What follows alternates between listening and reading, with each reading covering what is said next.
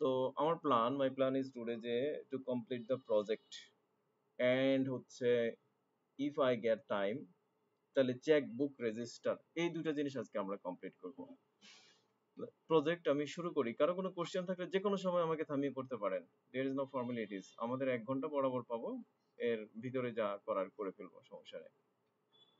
তো প্রজেক্টের কোনো আইডিয়া থাকলে কেউ শেয়ার করতে পারেন, হোয়াট ইজ বা এখানে কেউ আছেন যে যিনি প্রজেক্ট বেসড কোনো কোম্পানিতে কাজ করেন, রাইট? লাইক রিয়েল এস্টেটের প্রজেক্ট হতে পারে, আবার কনস্ট্রাকশন হতে পারে, যে কোনো কনস্ট্রাকশনের মধ্যে, যেমন আপনি একটা সেতু কনস্ট্রাক্ট করছেন, আপনি একটা রোড কনস্ট্রাক্ট করছেন, এটা হতে পারে। আবার সফটওয়্যার কোম্পানিতে ক্লায়েন্টের একটা ওয়ার্ক অর্ডার হতে পারে, যে যে to develop website, to develop e commerce or any application, এইটা একটা প্রজেক্ট হতে পারে। আমরা যারা চার্টার্ড অ্যাকাউন্টেন্ট বা অডিটর, অডিট ক্লায়েন্ট আমাকে একটা অডিটের কাজ দিল, এটা একটা প্রজেক্ট হতে পারে, ঠিক আছে? বা আমরা যারা সফটওয়্যার নিয়ে কাজ করি, একটা একটা নতুন ক্লায়েন্ট পেলাম, এই ক্লায়েন্টে ইমপ্লিমেন্ট করা, এই ক্লায়েন্টের work order, definitely it's a project. এখন এই প্রজেক্টগুলো থেকে আমরা কি কি রিপোর্ট পাই? এই প্রজেক্টগুলো থেকে আমরা রিপোর্ট পাই বা ম্যানেজমেন্ট কি কি চায়, ম্যানেজমেন্টের ভিউটা বুঝতে হবে। ম্যানেজমেন্ট যারা কন্টিনিউয়াস প্রজেক্ট ওয়াইজ কাজ করে, প্রজেক্ট নিয়ে কাজ করে, ম্যানেজমেন্ট ওখান থেকে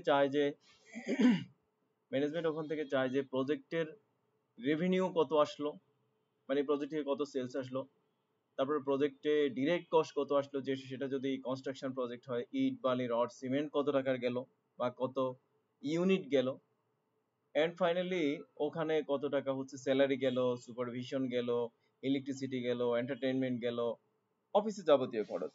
তো finally what is the profit, ঠিক আছে? এইটা হচ্ছে প্রজেক্ট থেকে জানতে চায়। এটা একদম কল সেন্টারের মতো, কিন্তু প্রজেক্ট বলে সেটার একটু আলাদা কিছু বিষয় থাকে। তো আমরা এবং হচ্ছে ম্যাটেরিয়াল সহ আমি একটু চেষ্টা করবো, ম্যাটেরিয়াল না যদি করি প্রজেক্টে, তাহলে প্রজেক্ট ইনকমপ্লিট থেকে যাবে। ম্যাটেরিয়ালের বিষয়টা আমি একটু ব্রিফ করে রাখি আপনাদেরকে। ম্যাটেরিয়ালের বিষয়টা এমন, ধরেন যারা রিয়েল এস্টেট প্রজেক্ট যাদের, অথবা ক্লায়েন্টের অর্ডার অনুযায়ী অনেকে ছোট ছোট বাড়ি করে দেয়, ছোট ছোট বিল্ডিং করে দেয়, ছোট ছোট যে কোনো কিছু কনস্ট্রাক্ট করে দেয়, এরকম হয়, ঠিক আছে?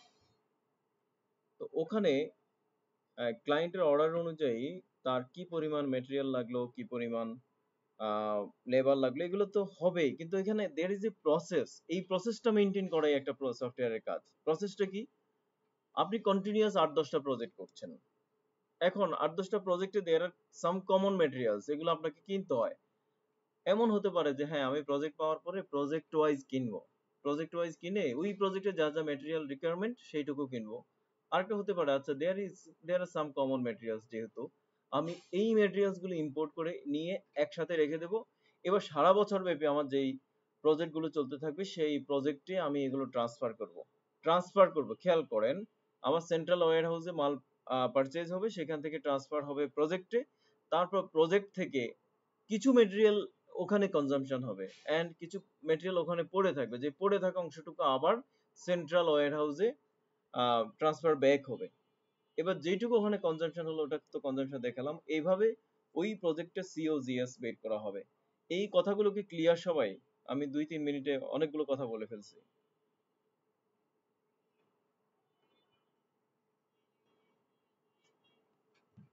Response করেন অন্তত ক্লিয়ার হয়েছেন কিনা, বা ক্লিয়ার হওয়ার জন্য বলা লাগে আমরা।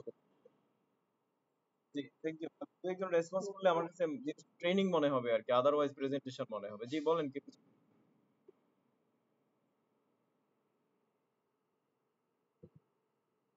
হ্যাঁ, হ্যাঁ,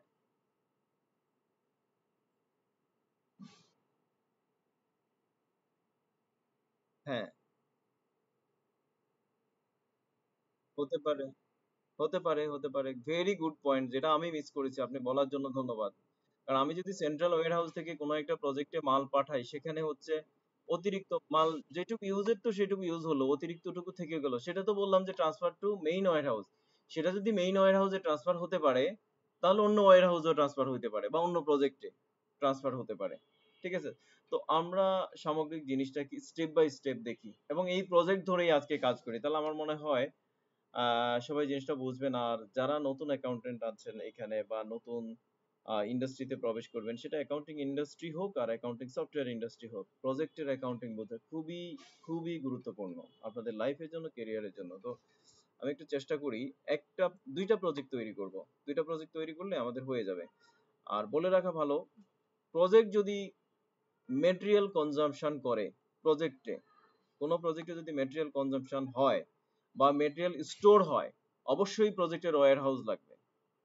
সেই জন্য আমি প্রথমে ইনভেন্টরি স্টক মাস্টার মেনু থেকে ওয়্যার হাউসে চলে যাবে, গোডাউন যেটা, এখান থেকে নিউ গোডাউন তৈরি করব। আমি এখানে লিখবো প্রজেক্ট 01, মানে ওয়্যার হাউস 01, বেসিক্যালি প্রজেক্ট নাম দিয়ে না দিয়ে WH01, এটা প্রাইমারি সিলেক্ট করে দেবেন, এটাতে সেভ দিয়ে দেবেন। WH02, এটা প্রাইমারি দিবেন, এটা সেভ দিবেন। তাহলে আমি I just created 2 godowns warehouse। ওকে, এবার আমরা চলে যাচ্ছি হচ্ছে কস্ট সেন্টার অর প্রজেক্ট লিস্টে। আমি একটা নতুন প্রজেক্ট নেব, অ্যাড করলাম। এবার নাম দিব হচ্ছে PR01, মানে প্রজেক্ট 01 আর কি, সংক্ষেপে সংক্ষেপে লিখি, সমস্যা নাই। এইখানে একটা টেকনিক আছে, যেহেতু আমাদের এটা ট্রেনিং, আমি এখানে শর্টকাটে যাব না, আমি স্লোলি যাব, তারপর আমি ডিটেইলে চেষ্টা করব আপনাদেরকে সবকিছু বলতে। এখানে আপনি টেকনিক্যালি আপনি প্রজেক্ট নামে একটা একটা আইডি করবেন, এটার নাম হচ্ছে প্রজেক্টস। আর এটা কোনো প্যারেন্ট নাই, যেহেতু এটাই প্যারেন্ট, এটাকে প্যারেন্ট হিসেবে বানাচ্ছি। Okay, it is going to be a parent. Address লাগবে না। এখানে আপনি ট্র্যাক প্রফিট এন্ড লস দিবেন, প্রজেক্টে সব সময় profit and loss account tick mark হবে।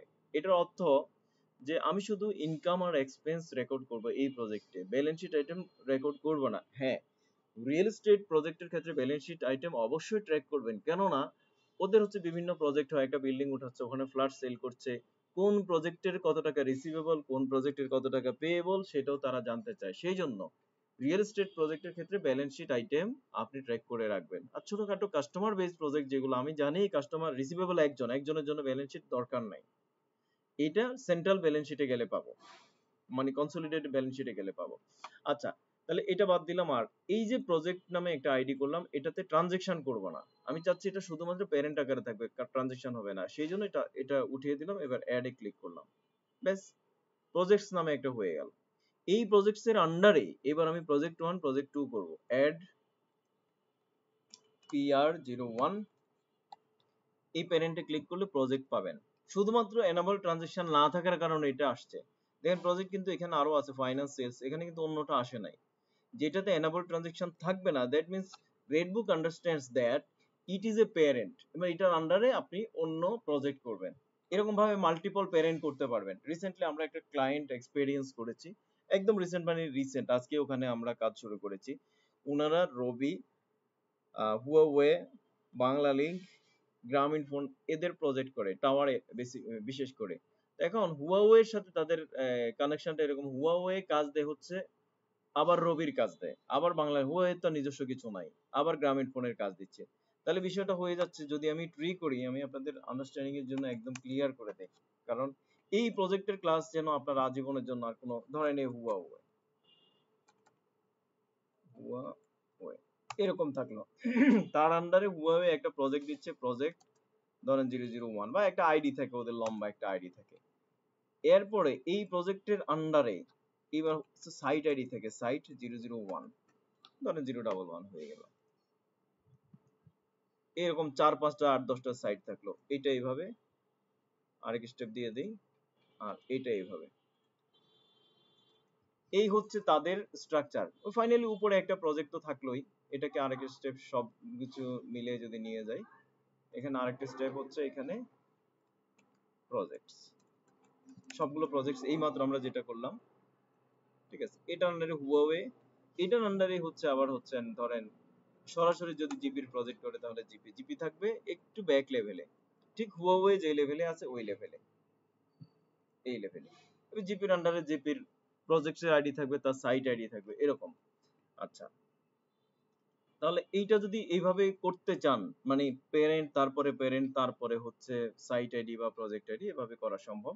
তাহলে আমরা প্রজেক্ট 1 দিলাম, তারপরে প্রজেক্টের প্যারেন্ট সিলেক্ট করলাম, then profit and loss account track করব, এটা বলে দিলাম। এখানে অ্যাড্রেস দিতে পারেন ধানমন্ডি, ঢাকা। ওকে, সরি। আচ্ছা, নাও এইখানে you have to check this, it is a project, yeah it is a project, প্রজেক্টে নিবেন আপনার যেটা প্রজেক্ট অথবা জব যাই বলেন না কেন, ঠিক আছে। এখন বলছে যে তাইলে যদি প্রজেক্ট হয় লিঙ্কড ওয়্যারহাউস কোনটা, লিঙ্কড ওয়্যারহাউস হচ্ছে 01, লিঙ্কড কাস্টমার কোনটা, এটা যদি কোনো কাস্টমারের প্রজেক্ট হয় then you can select a customer, তখন আমরা দিচ্ছি ক্রিয়েটিভ আইটি, ঠিক আছে। তারপর স্টার্ট ডেট কবে, স্টার্ট ডেট দিলাম 1 মে, এন্ড ডেট কবে, এন্ড ডেট দিলাম ধরেন এটা জুনে শেষ হবে, দিলাম। কন্ট্রাক্ট প্রাইস কত, কন্ট্রাক্ট প্রাইস দিলাম যে এটা 12,50,000, 1 2 3